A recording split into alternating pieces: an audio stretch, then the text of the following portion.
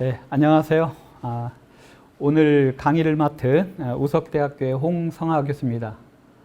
제가 오늘 발표할 내용은 현상학적 운동입니다. 현상학적 운동이라고 하면 여러분들이 생각하실 때 혹시 무슨 현상학을 운동, 체육과 연관시켜서 또 생각하실 분도 있을지 모르겠지만 그건 아니고 현상학이 태동된 이후에 그 현상학이 어떻게 수용되고 어떻게 발전되고 또 어떻게 변형되었는가 이 하나의 큰 흐름이 나타납니다. 그래서 이제 독일어로는 베베궁이라고 하고 영어로는 무브먼트라고 이렇게 번역을 했는데 이게 이제 20세기 어찌 보면 현상학의 하나의 큰 줄기로서 사상적 어떤 줄기로서 유럽 그리고 이제 미국 그리고 이제 한국에까지 많은 영향을 미치게 됩니다.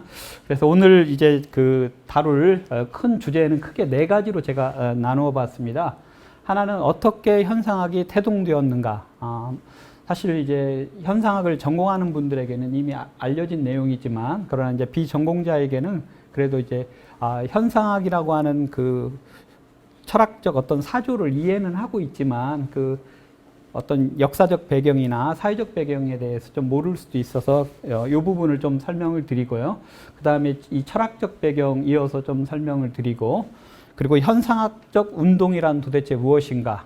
사실 이제 이 현상학적 운동이라는 그 용어는 두 가지로 이렇게 좀 생각해 볼 수 있을 것 같아요. 하나는 말 그대로 내용적으로 현상학에 관심을 가지고 있는 많은 철학자들이 하나의 그 현상학의 이념을 추구하는 그러한 하나의 움직임이 있었던 것도 있고 또 하나는 현상학적 운동이라는 말이 우리에게 굉장히 익숙해진 것은 미국의 현상학자인 스피겔버그가 현상학적 운동이라는 책을 썼습니다. 그래서 이제 그것 때문에 또 현상학적 운동이 상당히 일반화 대중에 알려졌다 이렇게 말할 수가 있습니다. 이 부분에 대해서도 뭐 제가 세 번째 챕터에서 좀 더 자세히 설명을 드리고요. 그리고 이제 개인적으로 좀 관심 있는 부분이 이제 네 번째 실제론적 현상학인데 이건 주로 이 현상학의 어떤 창시자인 후설의 영향을 받은 소위 말하는 그 초기 현상학자들이 어떤 그들의 어떤 철학적 현상학적 특징을 우리가 설명할 때 보통 실제론적 현상학이라고 설명을 합니다. 근데 개인적으로 이 실제론적 현상학에 관심을 가지고 있는 것은 제가 이 다음 강의에서 설명드릴 이 질적 연구와 현상학의 어떤 관계, 다시 말하면 현상학이 다른 학문 분야에 어떻게 응용되는가와 관련해서 오히려 이 초기 현상학자들이 비록 그 어떻게 보면 토대는 현상학의 토대를 두고 있지만 심리학이나 혹은 미학이나 이런 쪽에 다른 학문 쪽에 현상학의 이념을 나름 이렇게 그 실현시키려고 굉장히 시도를 많이 합니다. 그래서 초기 현상학자들의 어떤 사상적 특징을, 철학적 특징을 우리가 좀 검토해 보면 이제 응용 현상학의 또 다른 영역을 우리가 한번 또 조심스럽게 확대해 볼 수 있지 않을까 이렇게 생각을 해서 이 현상학적 운동과 관련해서 이렇게 크게 네 가지 주제로 이렇게 좀 나눠봤습니다. 자, 현상학이 어떻게 태동되었는가. 그래서 제가 뭐 바로 그냥 설명을 드리기보다는 1900년이라는 그 시간을 놓고서 생각을 해볼까 합니다. 1900년이라고 하면 말 그대로 20세기가 시작되는 거죠. 20세기가 시작되는데 1900년에 이 출판된 저술들이 뭐 여러 가지 유명한 책들이 있습니다. 그런데 저는 그 중에 두 권을 꼽으라고 한다면 과감하게 정신분석학의 아버지라고 불리워지는 프로이트의 이 꿈의 해석이라고 하는 책과 그 다음에 후설의 논리 연구를 꼽고 싶습니다. 물론 후설의 논리 연구는 이렇게 보시면은 뒤에 1900년, 01년 이렇게 쓰여 있는 것은 이게 독일은 이제 보통 겨울 학기를 이야기할 때 00년, 01년. 그러니까 우리는 이제 우리하고 학기가 조금 달라요. 우리는 이제 봄 학기, 가을 학기에서 이제 1학기, 2학기 이렇게 나눠지지만 보통 겨울 학기는 00년, 01년 이렇게 겹치기 때문에 이렇게 많이 씁니다. 그래서 대략 어쨌든 중요한 것은 1900년에 이 논리 연구라고 하는 책이 출간이 됩니다.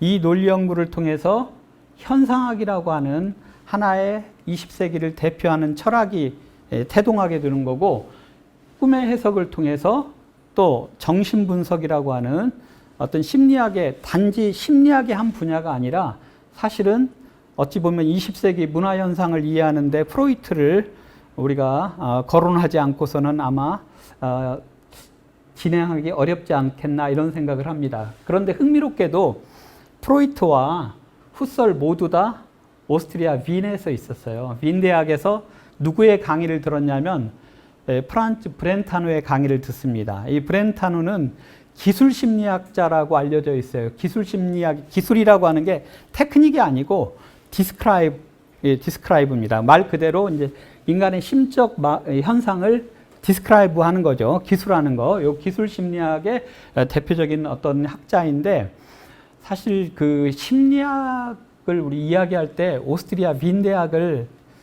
결코 잊어서는 안 될 것 같아요. 지금이야 이제 심리학이 뭐 미국이나 이런 쪽에 많이 발전했지만 적어도 1900년대 그때 기점에 가보면은 프로이트부터 시작해서 우리가 잘 알고 있는 빅토 프랭클도 실존주의 심리학자인 프랭클도 오스트리아 빈 출신이고 아들러도 역시 빈 출신입니다. 그래서 많은 심리학자들이 사실 빈을 중심으로 활동을 했습니다. 활동을 했고, 이 꿈의 해석은 이미 아마 심리학을 전공하시는 선생님들 같은 경우는 잘 아시겠지만 인간의 어떤 무의식의 차원을 새롭게 어떻게 보면 끌어냈다라고 하는 건 굉장한 의미가 있어요. 왜 그러냐면 적어도 서양의 어떤 지성사를 보면 19세기까지 1800년대까지 인간에 대한 이해가 주로 어느 쪽에 초점을 맞췄냐면은 바로 의식의 측면에다 초점을 맞췄어요. 그것은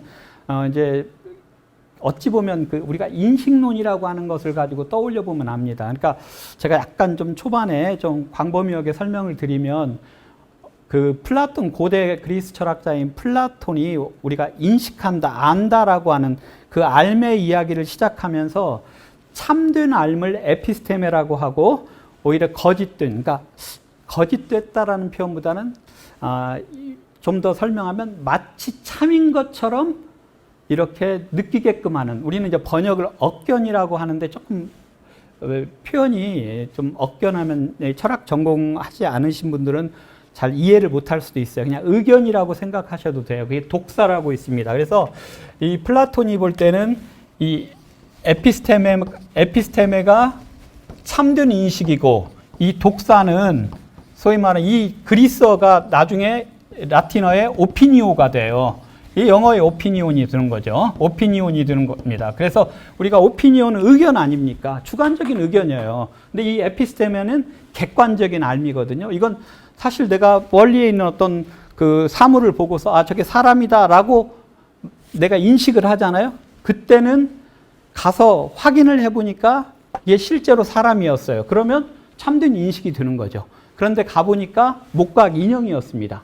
그것은 그 전에 인식한 것은 참된 인식이 아니라 바로 하나의 나의 의견에 불과한 거거든요.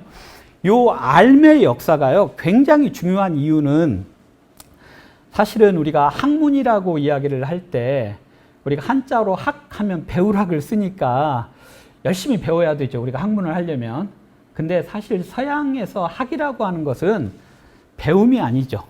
그러니까 우리가 보통 우리 학문이다 할 때 영어로 science라는 말을 쓰지 않습니까? 그리고 이제 이 science라는 말을 쓰고, 뭐 불어로는 시앙스라고 하고, 독일어로는